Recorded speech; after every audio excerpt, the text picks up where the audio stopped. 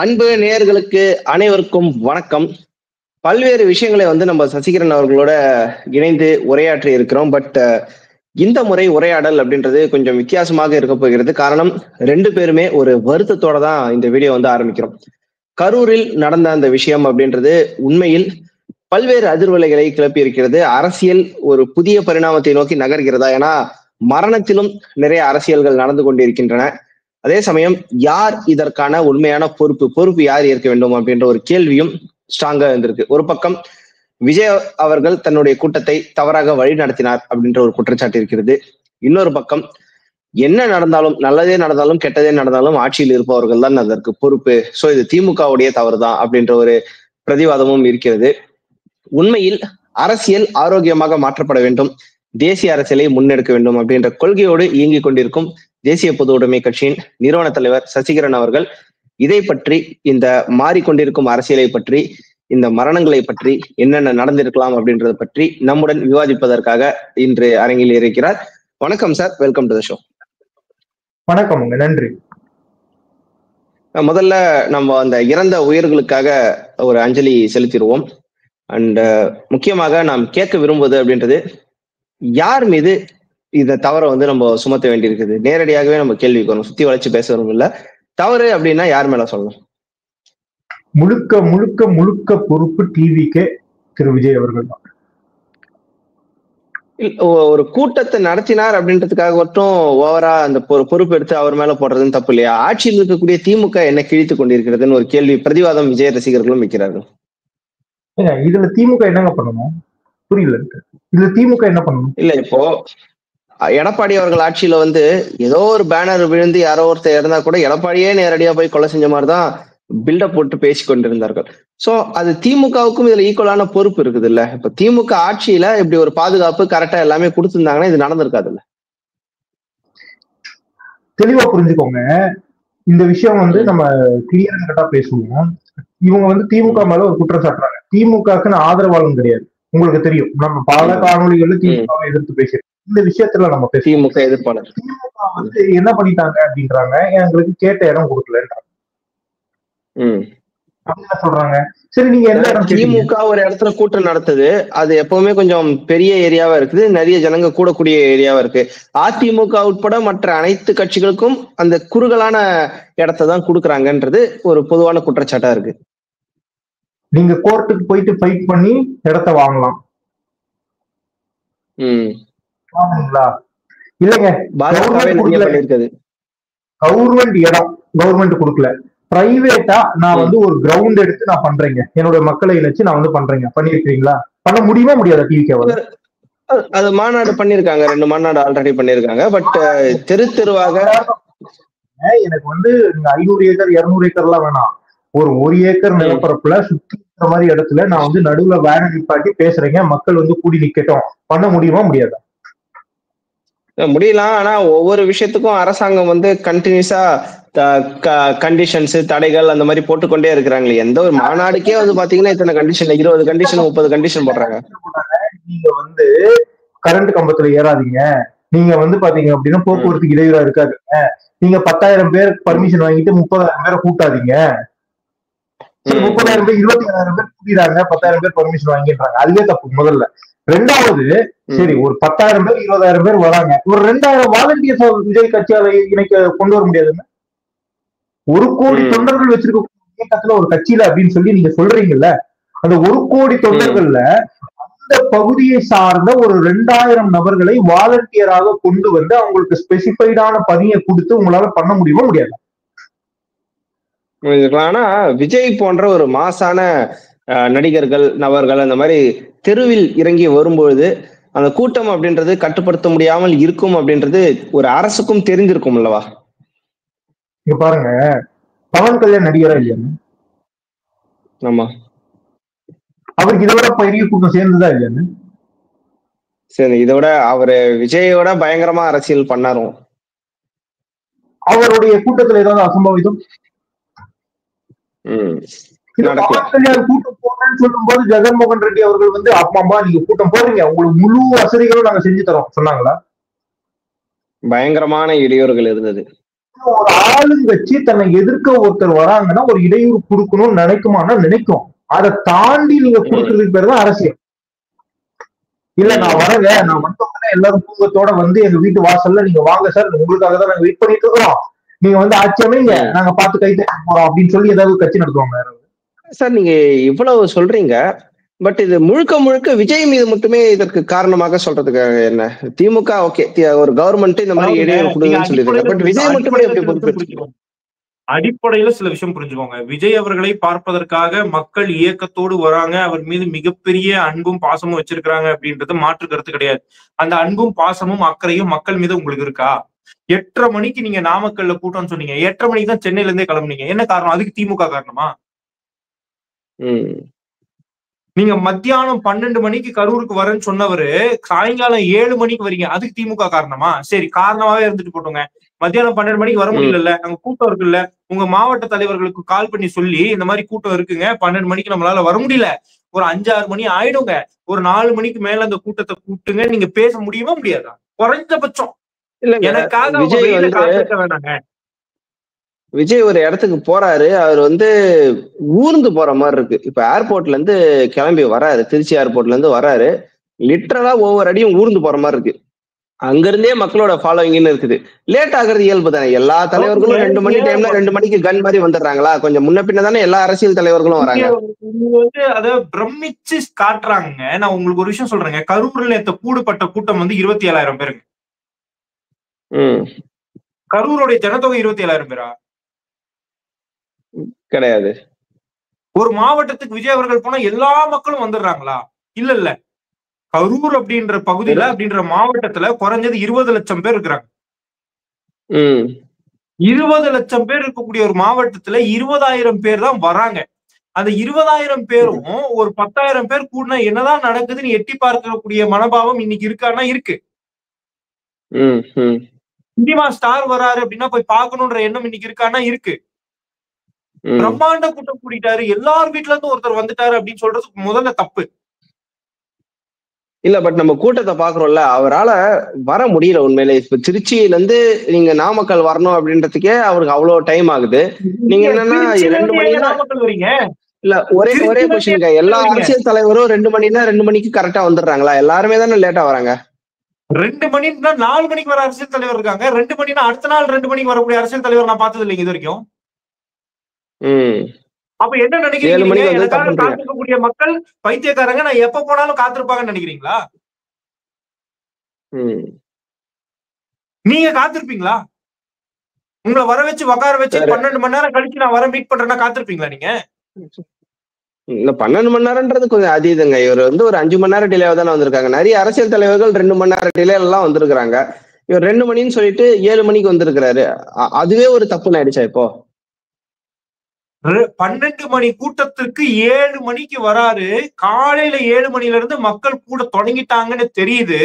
அப்படி கூட தொடங்கின மக்களை தன்னுடைய நிர்வாகிகளை வச்சு வர்றது லேட் ஆகுங்க, அவர் வர்றதுக்கு 6 மணி 7 மணி ஆகுங்க, இல்ல குறைஞ்சது ஒரு 4 மணி ஆகுங்க, நீங்க எல்லாம் ஒரு 3 மணிக்கு மேல வாங்கன்னு சொல்லி அனுப்ப முடியுமா முடியாதா? சொல்லி அனுப்பலாம். ஆனா மக்கள் கேட்பாங்களா? தன்னுடைய ஆதர்ச நாயகனை வந்து பாக்கணும்னு மக்கள் கூட்டத்தை நீங்க ட்ரை பண்ணி சரி முடியலங்க, சொல்லி அனுப்ப முடியல, சரி இருந்துட்டாங்க, மக்கள் இருந்துட்டாங்க, அவங்களுக்கு ஏதாவது வசதிகள் தண்ணீர் கொடுக்கறதுக்கோ சாப்பாடு கொடுக்கறதுக்கோ ஏதாவது கொடுக்க. காலையில 7 மணில இருந்து நிக்கிறான், நைட் 7 மணி வரைக்கும் நிக்கிறான்னா தலை சுத்தாம இருக்குமாங்க? அடிக்கிற வெயில்ல அவங்களுக்கு நிழலாத நீங்க கொடுத்தீங்க. என்ன வசதிகள் நீங்க உருவாக்கி தந்தீங்க? விஜய் அவர்கள் அப்படிதான் வெயில்ல நடந்து வராரா? சொல்லுங்க. இல்ல, இந்த மாதிரி ஒரு கூட்டம் எல்லாம் வைக்கணும் அப்படின்னும் போது அது அரசு தானே. மக்கள் ஒரு இடத்துல கூடுறாங்க, 25 கண்டிஷன் 30 கண்டிஷன்றது கவர்மெண்ட் போடுது. சோ இந்த மாதிரி வசதிகள் இருக்கான்னு செக் பண்ண வேண்டியது கவர்மெண்டோட கடமை தானேங்க. எல்லாமே நீங்க விஜய் மேலேயே தள்ளி விட்டா எப்படி? என்ன வசதிகள்? இந்த கூட்டத்துல எத்தனை பேர் வராங்க, அவங்களுக்கு தண்ணி கொடுக்கணும்ன்றது கவர்மெண்ட் நிர்ணயிக்குமா? ஏன் நான் நிர்ணயிப்பேனா எனக்காக வர கூட்டத்துக்கு? இது என்னங்க? சொல்லுங்க. ஒரு 25 கண்டிஷன் 30 கண்டிஷன் 40 கண்டிஷன் ஒவ்வொரு கூட்டத்துக்கும் கண்டிஷன் போடக்கூடிய கவர்மெண்ட் வந்து மக்கள் கூடுவதற்கான கண்டிஷனையும் அவங்க வந்து போட்டிருக்கணும்ல. ஏன்னா விஜய் வரும்போது சும்மா கவர்மெண்ட்டும் கோர்ட்டும் நிச்சயமா போட்டிருக்காங்க, குழந்தைங்க வரக்கூடாது, கர்ப்பிணி பெண்கள் வரக்கூடாது, வயசானவர்கள் வரக்கூடாது, இந்த கண்டிஷன் போட்டிருக்கா இல்லையா? கம்பி மேல ஏறக்கூடாது, கரண்ட் கம்பி மேல ஏறக்கூடாது, உயர்ந்த கட்டிடத்து மேல நிக்க கூடாது சொல்லியிருக்கா சொல்லலையா? கோர்ட் சொன்னது நீங்க கேட்க மாட்டீங்க, நீங்க சொல்றது உங்க தொண்டர்கள் கேட்க மாட்டாங்க. அப்புறம் கட்சி நடத்துற தொண்டர்கள் இருக்காங்கன்னா என்னங்க அர்த்தம் இது? இல்ல ஒரு கண்டிஷன் போடும் போதெல்லாம் விஜய் சொல்ற கூடிய ஒரு வார்த்தை என்னன்னா, நான் பேச போறதே 2 நிமிஷம் 3 நிமிஷம் தான், அதுல வந்து இதை பண்ணாத அதை பண்ணாதன்னு 1008 கண்டிஷன் போட்டு எனக்கு எதிராக அரசியல் செய்றீங்க அப்படின்றது விஜய் சொல்றாங்க. அந்த கண்டிஷன் வந்து உங்களுக்காக இல்லைங்க, மக்கள் பாதிக்கப்படக்கூடாதுன்றதுக்காக. என்ன கண்டிஷன் போட்டாங்க? ஏங்க நான் சொல்றேங்க, கவர்மெண்ட் நினைச்சா, போலீஸ் நினைச்சா அங்க வந்து கூட்டம் கூடாம தடுக்க முடியுமா முடியாதா? நிச்சயமாக முடியும். தடுத்தா நீங்க என்ன பண்ணுவீங்க? ஐயோ அராஜகம், அட்டுழியம் அப்படின்வீங்க. தடுக்காம கூட்டிட்டா பாதுகாப்பு கொடுக்கலன்றீங்க. என்னதான் பண்ணும் கவர்மெண்ட் சொல்லுங்க. இல்ல இப்போ வந்து ஒரு திமுக கூட்டம் நடக்குதுன்னா அதுக்கான நிறைய பெரிய இடம் கொடுக்குறாங்க. இங்கன்னா ஒரு குறுகிய இடம் தான் அலாட்டே பண்றாங்கன்றீங்க. நீங்க ஒரு பிரைவேட் லேண்ட்ல பண்ணணும்னு சொல்றீங்க. நீங்க சொல்ற மாதிரி பாத்தீங்கன்னா தமிழகத்துல இருக்கிற எல்லா அரசியல் கட்சியும் ஒரு பிரைவேட் லேண்ட் எடுத்துதான் அரசியல் பண்ண வேண்டியதா இருக்குமே தவிர பொதுமக்கள் கூடக்கூடிய இடத்துல இந்த மாதிரி அரசியல் பண்ணலைங்க. உங்களுக்கு ஒரு விஷயம் சொல்றேங்க, எடப்பாடி அவர்கள் வந்து ஒவ்வொரு ஊரை சுற்றுப்பயணம் பண்றாரா பண்ணலையா? பண்றாரு. அவரும் வந்து ஒரு ரோட தான், அவருக்கும் ஒரு ரோடு தான் கொடுக்கப்படுதா இல்லையா? கொடுக்கப்படுது. அப்ப மக்கள் வந்து ஒரு 7 மணிக்கு கூட்டிட்டாங்க, அவர் வருது ஒரு 9 மணி ஆகுது. 7 மணிக்கு சொல்லிட்டாருன்னா ஒரு 9 மணிக்காவது வந்துடுறாரு. அந்த 7 மணில இருந்து 9 மணி வரைக்கும் மக்களை இன்டாக்டா எங்கேஜா வச்சுக்கிறதுக்கு ஒரு வேற வேற விஷயங்கள் பண்றாங்க. கலை நிகழ்ச்சிகள் அது இது பண்றாங்க. ஒரு சாதாரண ஊர்ல சொல்ற மாநாடு பொதுக்கூட்டம் கிடையாது. இந்த மாதிரி இருக்கக்கூடிய விஷயத்திலே அவங்க வந்து ஏதோ ஒரு விஷயம் பண்ணி என்கேஜ் பண்ணிக்கிறாங்க. நீங்க என்ன பண்றீங்க? அவர் வருவாருன்னு மக்களை காக்க வச்சு அவர் வந்த உடனே அலமோத வச்சா போலீஸ் எப்படி தடுக்கும்? மிலிட்டரி எப்படி, யாரும் எப்படி தடுக்க முடியும்? என்ன பண்ண முடியும் சொல்லுங்க. இல்ல ஓகே, இப்ப நீங்க சொல்றது எல்லாம் வச்சு பார்க்கும்போது மக்களோட ஒரு கிரேஸ் தான் இதுக்கு காரணம்னு புரிஞ்சுக்க முடியுது. விஜய் அவர்கள் பர்டிகுலரா என்ன தப்பு பண்றாரு? ஏன்னா அவரே நேரத்துக்கு வந்து ஒரு குற்ற உணர்ச்சியில தான் இருப்பாரு. நான் உங்களுக்கு சொல்றேன் பாருங்க, நீங்க வந்து விஜய் அவர்கள் தமிழ்நாட்டில் ஒரு மிகப்பெரிய நடிகர், மாற்று கருத்து கிடையாது. 2ஆம் இடத்தில் இருக்கக்கூடிய நடிகர், 3ஆம் இடத்தில் இருக்கக்கூடிய நடிகர் அப்படின்றதுல மாற்று கருத்து கிடையாது. புரியுதா உங்களுக்கு? அதனால தமிழ்நாட்டுல கூட்டம் கூடுமானா கூடும், மாற்று கருத்து கிடையாது. அல்லு அர்ஜுன் யாருங்க? ஆந்திரால மிகப்பெரிய ஸ்டாரு. ஆந்திரால மிகப்பெரிய ஸ்டார். பீகார்ல ஆடியோ லான்ச் பண்றாரு. கூட்டம் கூடிச்சா கூடலையா? பயங்கரமா கூடிச்சு, புஷ்பா படத்துக்காக. பீகாருக்கு அவருக்கு ஏதாவது சம்பந்தம் இருக்கா? சம்பந்தமே இல்ல. கூட்டம் கூடிச்சு. அப்ப அந்த கூட்டம் வந்து அல்லு அர்ஜுனை பாக்குறதுக்காக கூடுதானா, ஒரு திரையில் பார்த்த ஒரு நட்சத்திரத்தை நேர்ல பார்க்கணும்ன்ற ஒரு ஆசையில ஆர்வத்துல கூட்டம் கூடும். ஆனால் அப்படி கூடப்படக்கூடிய கூட்டத்தை கட்டுப்படுத்த வேண்டிய பொறுப்பு யாருக்கு இருக்கு? கூட்டுறவங்களுக்கு தானே இருக்கு. அதுக்கு தானே அவங்க ஆர்கனைசர்ஸ். அதுதானே பர்மிஷன் வாங்குவீங்க, அதுதானே போலீஸ் சொல்லும் இத்தனை பேரை கூட்டணுங்க, இதுக்கு மேல கூட கூடாது, இத்தனை பேருக்கு நீங்க ஒரு பவுன்சர் வைங்க, வைக்க முடியாதா? வாலண்டியர் வைங்க, வைக்க முடியாதா? இல்ல இங்க அகைன் இந்த பாயிண்ட் வந்து பாருங்க, நீங்க வந்து விஜய் மேலேயே குற்றம் சொல்லணும்னு நினைக்கிறீங்க. இந்த இடத்துல திமுக மீது, அந்த கவர்மெண்ட் மீது ஏன் குற்றம் சொல்லணும்னு பாக்குறேன்னா, இந்த கூட்டம் கூடுவதால் நடக்கக்கூடிய பிரச்சனை அப்படின்றது வந்து திமுகவுக்கு இது முதல் தடவை கிடையாது. ஆல்ரெடி வந்து பாத்தீங்கன்னா ஏஆர் ரஹ்மானோட ஒரு கான்செப்ட், அந்த கூட்டத்தை ஆர்கனைஸ் பண்ண முடியல, அதுவும் நீங்க ஏஆர் ரஹ்மான் மேலே போட்டுருவீங்கன்னு கூட வச்சுக்கலாம். நெக்ஸ்ட் எடப்பாடி அவர்களுடைய கூட்டத்துல ஆம்புலன்ஸ் நுழையுது, அந்த மாதிரி பிரச்சனைகள்.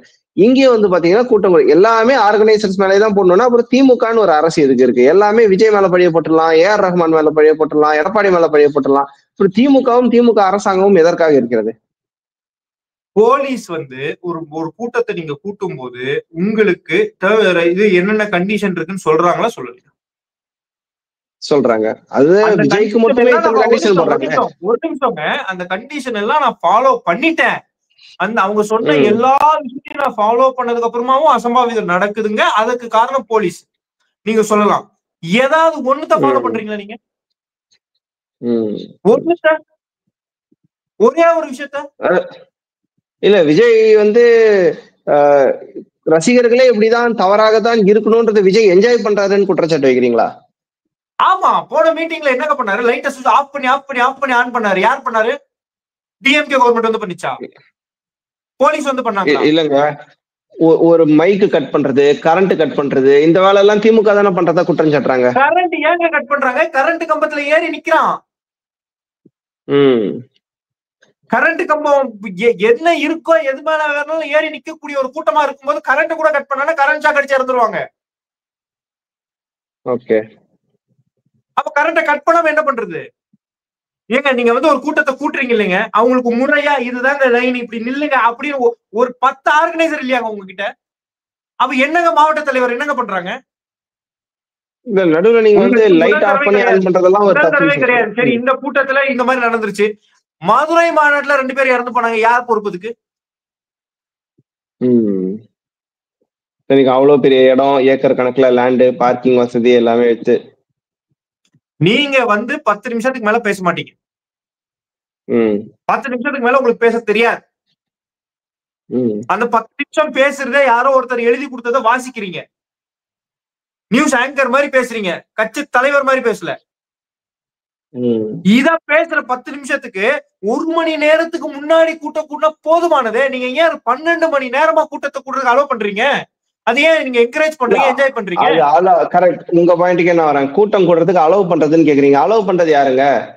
போலீஸ் தானுங்க. ஏன்னா 2 மணிக்கு தான் ஒரு இடத்துக்கு வரப்போறதுன்னா காலையில 7 மணில இருந்தே மக்கள் கூட்டம் கூடுது அப்படின்றது வந்து கட்டுப்படுத்த வேண்டியது அரசாங்கம் தானே. கட்டுப்படுத்தணும்னா லட்டில அடிச்சு அவங்களை துரத்தணும். ஒத்துப்பீங்களா நீங்க? போலீஸாக வாங்க 7 மணிக்கு வாங்க கூட்ட நெரிசல் பண்ணுங்க அப்படின்னு சொல்லுவாங்க. ஏங்க உங்க மாவட்ட தலைவர்கள் இருக்கிறாங்களாங்க? இருக்காங்களா இல்லையா? கட்சி நிர்வாகிகள் இருக்காங்களா இல்லையா? உங்க தொண்டர்கள் தானே உங்களை பார்க்க வராங்க. ஆந்திரால இருந்து யாராவது வராங்களா? இல்ல. உங்க தொண்டர்கள் தானே பார்க்க வராங்க.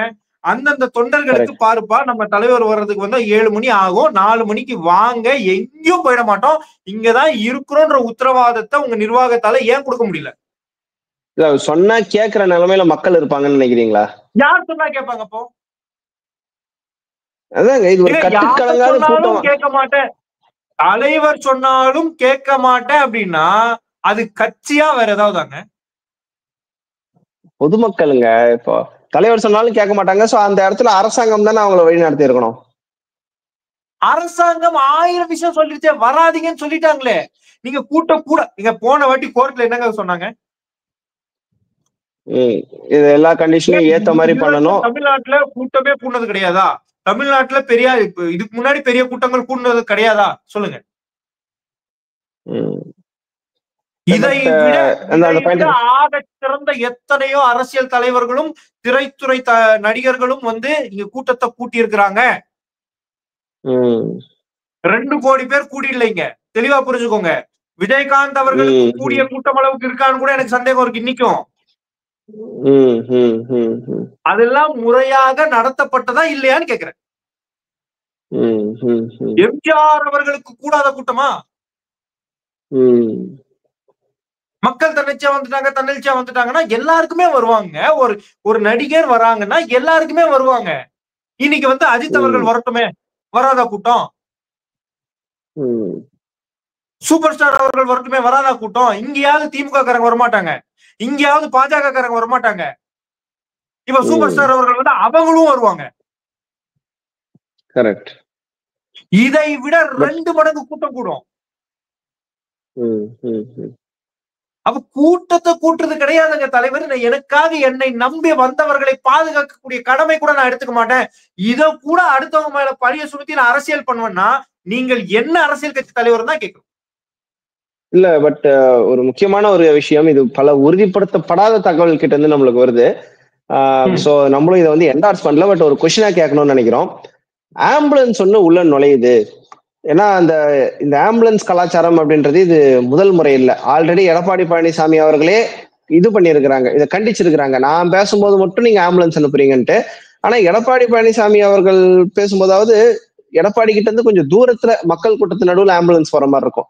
விஜய் அவர்களுடைய வாகனத்தை ஒட்டியே ஒரு ஆம்புலன்ஸ் வர காட்சிகள் எல்லாம் வந்து பாக்குறோம். சில பேர் சொல்றாங்க ஆம்புலன்ஸ் முன்னாடி வந்துச்சு, சில பேர் சொல்றாங்க மயங்கி விழுந்ததால் தான் ஆம்புலன்ஸே வந்துச்சுன்ட்டு. அது ஒரு முன்னுக்கு பின் மூலமான தகவல்கள் வருது. பட் இந்த ஆம்புலன்ஸ் கலாச்சாரமும் திமுகவும் பிரிக்க முடியாத ஒன்றாக இருக்கிறதா? சோ நிறைய குற்றச்சாட்டு என்ன வைக்கிறாங்கன்னா திமுக தான் ஆம்புலன்ஸ் அனுப்பிச்சுன்னு சொல்றேன் பாருங்க. திமுகவை பொறுத்த வரைக்கும் கூட்டம் நிம்மதியாக நடக்கக்கூடாது நினைப்பாங்களான்னா நினைப்பாங்க.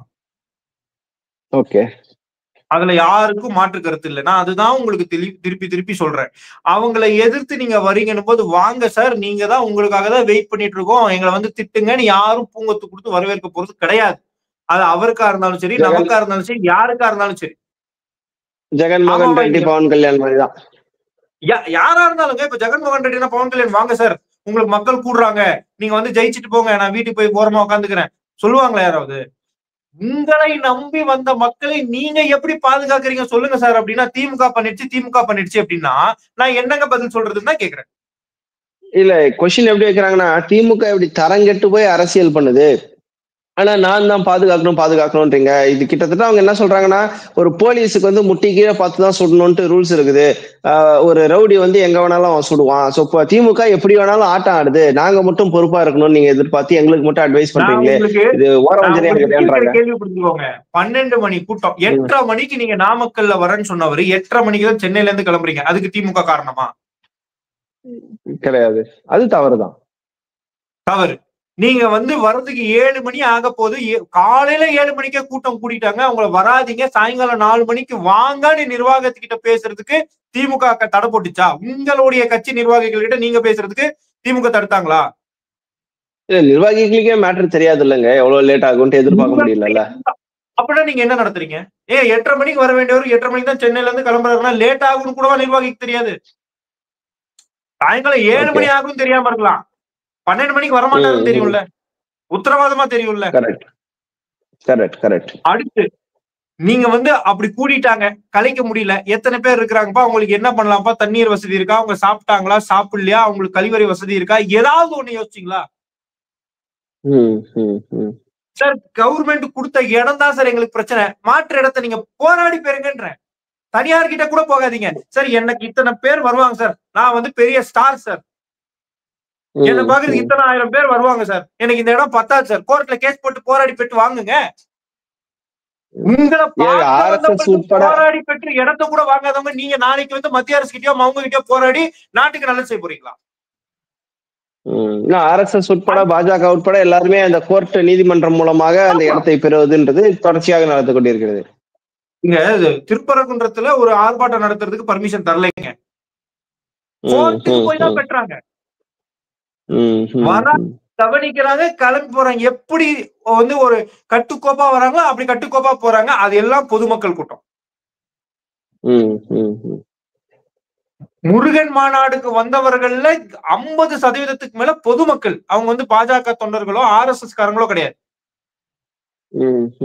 எதுக்கு நான் வரேன், அவங்க ஒரு கருத்து சொல்றாங்க, அதை கேட்கிறேன், என்னுடைய சப்போர்ட்டை நான் தெரிவிக்கிறேன், வரேன், உக்காடுறேன், கவனிக்கிறேன், கேட்கிறேன், கிளம்பி போறேன், அவ்வளவுதான்.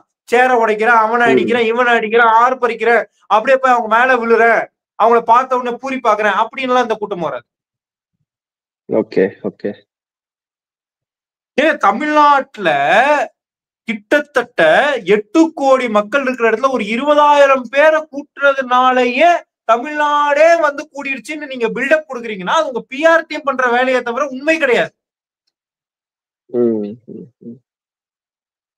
புரியுதா உங்களுக்கு? நீங்க சின்ன இடமா ஏன் தேர்ந்தெடுக்கிறீங்க? சார் நீங்க கரூர்ல எங்க பேச அனுமதி கேட்டீங்க? உழவர் சந்தையில 30,000 பேர் கூடலாமா? நீங்க கேட்ட இடமே கொடுத்துட்டேன், 30,000 பேர் உழவர் சந்தையில கூட முடியுமா? பிரச்சனை இருக்குதுதான். அப்ப உங்களுக்கு வந்து எந்த இடத்துல எவ்வளவு பேர் வரணும்னு கூட தெரியல. ஒரு ஒரு கூட்டம் நடத்துறீங்க, 1000 பேர் 2000 பேர் கூடுறாங்கன்னா நீங்க வந்து பொது வழியில நடத்துங்க. நீங்க சொல்றது படி பார்த்தா விஜய் வந்து இனிமேல் எங்கேயுமே பயணமே பண்ணக்கூடாது. ஏன்னா விஜய் வந்து போனீங்கன்னா ஃபார் எக்ஸாம்பிள் ஒரு இடத்துக்கு வராங்க, நீங்க இருக்கிற ஒசூர் பகுதிக்கே வராங்க அப்படின்னா கூட எந்த மாதிரியான ஒரு இடத்த காமிச்சிங்கன்னா கூட அங்க 2000 பேர் 1000 பேருன்றது வரமாட்டாங்க. அதை விட அதிகமாகத்தான் நிச்சயமாக கூட்டம் இருக்கும். ஒரு 10,000 பேர் விஜய் கூட்டணும் அப்படின்னா நீங்க சொல்ற மாதிரி ஒவ்வொரு ஊருக்கும் போய் மாநாடு தான் போடணுமே தவிர விஜய் வந்து ரோட்லயே வரக்கூடாதுன்னு சொல்றீங்களா? நீங்களே தான் 4 வீடியோ முன்னாடி சொன்னீங்க விஜய் வந்து தூய்மை பணியாளருக்கு ஒரு பிரச்சனைனா நேர்ல வந்து களத்துல வந்து நிக்கணும்ட்டு. இப்ப ஒரு களத்துக்கு வந்துட்டாரு அப்படின்னா இத்தனை பேர் கூடக்கூடாதுன்றீங்க. உங்களுக்கு என்னதான் பிரச்சனை விஜய் மேல? கூடாதுன்னு சொல்லலைங்க, நீங்க கூடுங்க, ஆனால் அதற்கு உங்களை நம்பி வரக்கூடியவங்களை நீங்க பாதுகாக்கணும்னு சொல்றேன். ஏங்க இப்ப வந்து நீங்க ஒரு இடத்துல கூட்டம் போடுறீங்க, இதுதான் டைம் நீங்க அறிவிச்சிட்டீங்க, அந்த டைமுக்கு டைரக்டா வர வேண்டிய தானே. வீட்டுல இருந்து நான் ஏர்போர்ட்ல கிளம்புறேன், நான் வந்து பிளைட் ஏறி இருக்கேன், நான் வந்து டிஃபன்ல இட்லி சாப்பிட்டேன், நான் வந்து மத்தியானத்துக்கு பொங்கல் சாப்பிட்டேன், ஏன் வீடியோ போடுறீங்க? முன்னாடி நாள் நைட்டே வந்து அங்க ஒரு ஹோட்டல்ல நீங்க தங்கி இருக்கணும், திருச்சியில வந்து தங்கி இருக்கணும், இல்ல சேலத்துல வந்து தங்கி இருக்கணும். ஹோட்டலுக்கு காசு கொடுக்குறது உங்ககிட்ட காசு இல்லையா? ஹோட்டல்ல வந்து தங்குங்க. அந்த இடத்துக்கு நீங்க அந்த நேரத்துக்கு வர வரைக்கும் நீங்க அங்க வரீங்கன்னு யாருக்கும் தெரியப்படுத்தாம வாங்க. எத்தனை தலைவர்கள் அந்த மாதிரி வந்திருக்காங்க? ஏன் இதே விஜய் அவர்கள் எடப்பாடி அவர்கள் இதே விஜய் நீங்களே அவர்கள் சொல்லுங்க, எடப்பாடி அவர்கள் கள்ளக்குறிச்சியில இறந்துட்டாங்க. கள்ளச்சாராயம் குடிச்சு இறந்துட்டாங்க. எப்படி போனாரு? ஆர்ப்பாட்டம் பண்ணிட்டு போனாரா? யாருக்கும் தெரியாம அவர் போய் அங்க ரீச் ஆனதுக்கு அப்புறம் தான் நியூஸே வெளில வந்தது. என்ன பர்பஸ்? எதுக்கு வர? நான் வந்து கரூருக்கு வரேங்க. கரூர் மக்களுடைய பிரச்சனையை பார்த்து சந்திச்சு அவங்களை பேசி அந்த பிரச்சனைக்கான தீர்வு ஃபர்ஸ்ட் பிரச்சனையை தெரிஞ்சுக்க போறோம். அப்புறமா கூட தீர்வு சொல்லுங்க, பிரச்சனை கிடையாது. இதுக்காக தான் நான் வரேன். அப்ப நீங்க யாரை சந்திக்கணும்? கரூர் மக்களை சந்திக்கணும். அதை விட்டுட்டு நான் சென்னையில இருந்து ஏர்போர்ட் ஏறினேன், பிளைட் ஏறினேன், என் பின்னாடி 10 பேர் வந்தாங்க, எல்லாத்தையுமே எடுத்து வீடியோ போட்டு அப்படியே லைவ் அப்டேட் கொடுத்துட்டே இருந்தா மக்கள் என்ன பண்ணுவாங்க? வராருன்னு வந்து சேர்ந்துடுறாங்க. இப்போ ஒசூருக்கே வந்து எடப்பாடி பழனிசாமி அவர்கள் வந்தபோது கரெக்டா வந்தாரு, ஒரு பர்டிகுலர் ஹோட்டல்ல தங்கினாரு.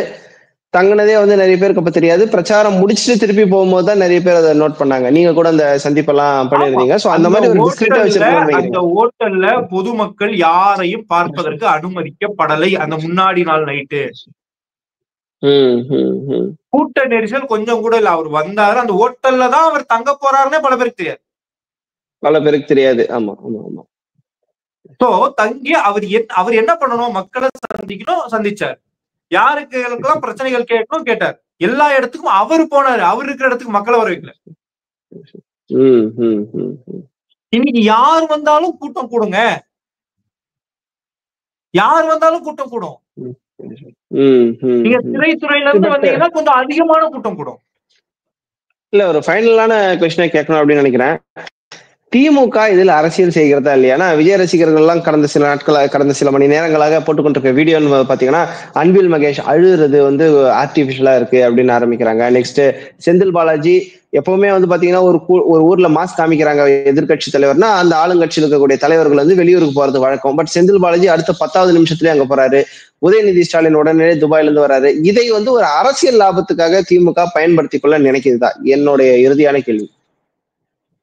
திமுக அரசியல் பண்றதுக்காக தான் அரசியல் கட்சி வச்சிருக்காங்க. கபடி விளையாடுறதுக்கு கிடையாது, அரசியல் பண்றதுக்காக வச்சிருக்காங்க. ஸ்டாலின் வந்து அரசியல் செய்வோமா அவியல் செய்வோமான்னு கேட்ட போது அது தவறு அப்படின்னு சொன்னதுதான் நீங்க இந்த மாதிரி எல்லாம் அரசியல் பண்ணக்கூடாதுன்ட்டு. இப்ப வந்து அவங்க அரசியல் தான் பண்ணுவாங்கன்னு சொன்னாங்க. நான் என்ன சொல்றேன்னு கேளுங்க. அவங்க அரசியலே பண்ணட்டுமே. மக்கள் பாதிக்கப்பட்டிருக்கிறாங்க. உங்களை பார்ப்பதற்காக வந்த மக்கள் பாதிக்கப்பட்டிருக்கிறாங்க. நீங்க தெரிஞ்சுட்டு திருச்சி ஏர்போர்ட்ல இருந்து திருச்சி சென்னைக்கு ஓடுறீங்க. அவங்க சென்னையில இருந்து வந்து மக்களை அப்ப சந்திக்கிறாங்க. இதுல என்ன அரசியல் நீங்க பாக்குறீங்க? சார் அது தப்பாவே இருக்கட்டும்பா, அவங்களுக்கு அது உள்ளபடி ஒரு சந்தோஷமே இருக்கட்டும்பா. ஆனா வராங்களா இல்லையா மக்களுக்காக? உங்களுக்காக தானே மக்கள் வந்தாங்க. இவரும் சென்னைக்கு போயிட்டு உடனடியாக கனத்தேதியமாக இருக்குதுன்ட்டு ஒரு அறிக்கை விட்டுருக்காரு. அவரே ஒரு கில்ட்டி ஃபீல்ட்ல தாங்க இருப்பாரு. நம்மளால ரியாக்ட் பண்ண முடியாது. இருக்குன்னு உங்களுக்கு அறிக்கை விடுறதுக்கு சென்னைக்கு போகணுமாங்க? திருச்சியில இருந்து சொல்ல முடியாதாங்க பிரஸ் மீட்டை கூப்பிட்டு? இல்ல, தன்னுடைய கூட்டத்துல வந்து தன்னுடைய எனக்காக வந்த மக்கள் பாதிக்கப்பட்டுட்டாங்க, அவங்களோட நான் நிக்கிறேங்க, நீங்க மருத்துவமனைக்கு போக வேண்டியதுதானே? இல்ல, தன்னால இப்படி ஆயிடுச்சுன்னு ஒரு கில்ட்டி ஃபீல் காரணமாக அவர் என்ன ரியாக்ட் பண்றதுன்னு தெரியாம ஒரு முடிவெடுக்க முடியாத சூழ்நிலை. தார்மீக உரிமையை எடுத்துக்கிறதுக்கு கூட அவங்க தயாராக இல்லை. இப்பொழுதும் அந்த குற்றத்தை திமுக மேல சுமத்தலாம் தான் நினைக்கிறாங்க. திமுக மேல நீங்க சுமத்துங்க, 1000 பிரச்சனைகள் இருக்கு. திமுகவை விமர்சிங்க, பிரச்சனை கிடையாது. ஆனால் உங்களுடைய கூட்டத்துல, உங்களை பார்க்க வந்த கூட்டத்துல உங்க மேல 1000 பிழைகள் நான் சொல்லிட்டேன். இந்த பிழைகள்ல நான் எதையுமே பொறுப்பேற்றுக்க மாட்டேன், நான் எதையுமே திருத்திக்க மாட்டேன். ஏதாவது சம்பவம் நடந்துச்சுன்னா கவர்மெண்ட் தான் காரணம்னு கடந்து போயிருவேன் அப்படின்னா நீங்க எப்ப திருந்துவீங்க? எப்பயும் திருந்த மாட்டீங்க. அப்ப உங்களை நம்பி வரக்கூடிய மக்களுக்கு எப்ப பாதுகாப்பு கிடைக்கும்? எப்பயும் கிடைக்காது. நாளை பின்ன இவங்களே கவர்மெண்ட் ஆட்சி அமைச்சாலும் அது வேற ஒருத்தங்க மேல பழிய போட்டு எஸ்கேப் ஆயிடுவாங்கன்றீங்க. அதுதானே இப்ப திமுக பண்றாங்க. அப்ப திமுகவும் தாவேகாவும் திமுக பண்றதுதான் தாவேகா பண்ணது, அப்படித்தானே சொல்ல வரீங்க? நீங்க திமுக தனியா சப்போர்ட் பண்ண வேண்டிய அவசியம் என்ன? யார? இப்ப திமுகவுக்கு சப்போர்ட் பண்ண வேண்டிய அவசியம் என்ன அப்படின்னு தான் நான் கேக்குறேன். நீங்க இந்த விஷயத்தில் திமுகவுடைய பங்களிப்புன்னு நீங்க எடுத்துக்கிட்டா கூட ஒரு 10% 20% வச்சுக்கிட்டா கூட 80% யாரோட தப்புங்க? 80% யாரோட தப்பு? தார்மீக உரிமையை விஜய் அவர்கள் தான் எடுத்திருக்க வேண்டும். அந்த பொறுப்பு முழுமையும் விஜய் தான் எடுத்திருக்கணும். பாதிக்கப்பட்ட மக்களுக்கு நீங்க ஏதாவது பண்ணீங்களா இது வரைக்கும்? இனிமே பண்ணுவீங்க. ஏன்னா இது அரசியல் ஆகிறதுனால இனிமே வந்து வீட்டுக்கு நான் இத்தனை தொகை தருவேன் அப்படின்வீங்க. அந்த தொகையை பெற்று உயிர் ஆல்ரெடி இப்ப நம்ம வீடியோ ரெக்கார்ட் பண்ணி இருக்கக்கூடிய இந்த நேரத்துல வந்து அதுக்கான தகவல் வந்திருக்குது. 20 லட்சம் கொடுக்குறேன் அப்படின்ட்டு விஜய் அவர்கள் நிவாரணம் அறிவித்திருக்கிறார். அந்த கூட்டத்தில் சிறு குழந்தைகள் இறக்கப்பட்டிருக்கிறாங்க. சிறு குழந்தைகள் நாளைக்கு அவங்க போலீஸாவோ, கலெக்டராவோ, டாக்டராவோ, ஏன் அரசியல் தலைவராக கூட வந்திருக்கலாம். இந்த குழந்தைகளை கூட்டிட்டு வரக்கூடாதுன்ட்டு விஜய் அவர்களே அறிக்கை விட்டுருக்கிறாரு. பட் அந்த கூட்டத்திலே ஒரு குழந்தையை சுத்தி காமிக்கும். எங்க தடுத்தீங்க? கூட்டு வரக்கூடாதுன்னு சொல்லிட்டீங்களா? அப்புறம் எப்படி தடுக்காம இருந்தீங்க? அப்ப என்ன நிர்வாகத்தை வச்சிருக்கீங்க? ஏங்க பெரியவங்க வராங்க, அவங்க வந்து பார்க்க வராங்க, அவங்க பயன்படுறாங்க, அவங்க கஷ்டப்படுறாங்க, அது வேற. அந்த குழந்தைகளுக்கு தெரியுமாங்க விஜயை பார்க்க போறேன்னு? தேசத்துடைய எதிர்காலத்தை நீங்க யாருங்க முடிவு பண்றது? அவங்க வாழணுமா வாழக்கூடாதான்னு?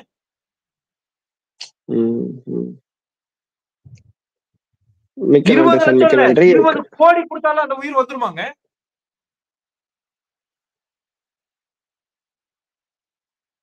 இது உண்மையில் நம்மளுக்கு எல்லாருக்குமே ஒரு சங்கடமான ஒரு சூழ்நிலையாகத்தான் இருக்கிறது. பிளேம் கேம்ஸ் அப்படின்றது ஒவ்வொரு பக்கமும் நடந்து கொண்டிருக்கிறது. இதில் உண்மையான குற்றவாளி யார்? இது குற்றவாளி நிரபராதின்னு சொல்ல முடியாது. ஏன்னா பல பேர் மீது மாவட்ட செயலாளர்கள் உட்பட கொலை வழக்கு பதிவாக தர வாய்ப்பு இருக்கு அப்படின்னு சொல்றாங்க. சோ இந்த விஷயத்தை பற்றி உங்களுடைய இறுதியான கருத்து நேயர்களுக்காக. நிச்சயமா வழக்குகள் பதிவாகும், மாற்று கருத்து இல்ல. அவங்கள கூட விஜய் அவர்கள் காப்பாற்ற மாட்டாரு, அது வேற விஷயம். அவங்க இப்ப தண்டனை அனுபவிப்பாங்க, வேற விஷயம். இப்ப நான் என்ன சொல்றேன், நேத்து அந்த விஷயம் நடந்துருச்சுங்க. நடக்கக்கூடியாத துயரமான ஒரு சம்பவம் நடந்துருச்சு. நடந்ததுக்கு அப்புறமா அந்த களத்துல நின்னு அவங்கள ஹாஸ்பிட்டலுக்கு கூட்டு போனது டிவிகேவா இல்ல டிஎம்கே, ஏடிஎம்கே, ஆர்எஸ்எஸ்?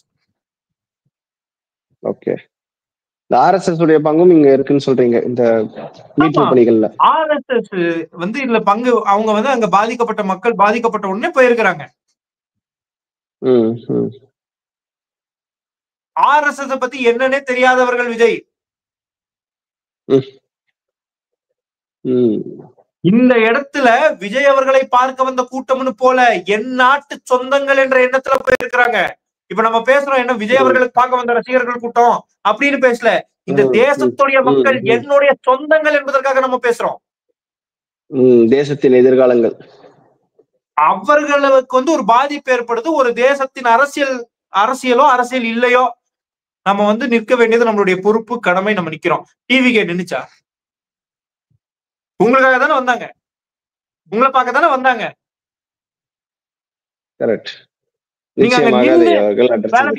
நீங்க ஓடிட்டீங்க, நீங்க பயந்துட்டீங்க. உங்களுடைய கட்சி தொண்டர்கள் வந்து எல்லாருக்குமான உதவி செஞ்சிருக்கலாமா இல்லையா? நிச்சயமாக செய்திருக்க வேண்டும். அது அவர்களுடைய கடமை. எங்க அதான் மாநாட்டுல இனோவா கார் மேல அந்த இது விழுந்தது இல்ல, அவருக்கு திருப்பி செகண்ட் ஹேண்ட் வண்டி தான் நீங்க வாங்கி கொடுத்தீங்க. ஏடிஎம்கேல நீங்க இவ்வளவு விமர்சிக்கிறீங்க ஏடிஎம்கே டிஎம்கேவை. ஏடிஎம்கேல வந்து ஒரு கட்சி தொண்டர் வந்து ஒரு எம்எல்ஏ கேண்டிடேட் ஆயிட்டாரு, அவர் பஸ்ல வராரு. இந்த விஷயம் தெரிஞ்ச உடனே புரட்சி தலைவி அம்மா அவர்கள் அவங்க வீட்டுக்கு இனோவா அனுப்பிச்சாங்க. கரெக்ட். அதுதான் அதிமுக, அதுதான் திமுக, அதுதான் பாஜக. எல்லா கட்சி தலைவர்னா அப்படிதான் இருப்பாங்க. ஓகே, சோ அரசியல் அப்படின்னு வரும்போது தன்னுடைய தொண்டர்கள், தன்னுடைய கட்சி நிர்வாகிகளுக்கு முன்னுரிமை கொடுக்கணும். ஏங்க என்ன நம்பி வரக்கூடிய தொண்டர்களையும் என்ன நம்பி வரக்கூடிய நிர்வாகிகளையும் கூட என்னால காப்பாற்ற முடியலன்னு சொன்னா நான் எப்படி எங்கேயோ இருக்க மக்களை காப்பாத்துவேன்ற ஒரு அடிப்படை புரிதல் வேணாம். எனக்காக இறங்கி போஸ்டர் ஒட்ட தயாரா இருக்கக்கூடிய நிர்வாகியையும் தொண்டரையும் கூட என்னால காப்பாற்ற முடியலன்னா நான் எப்படிங்க வந்து மக்களுக்காக தொண்டு செய்ய வரேன்?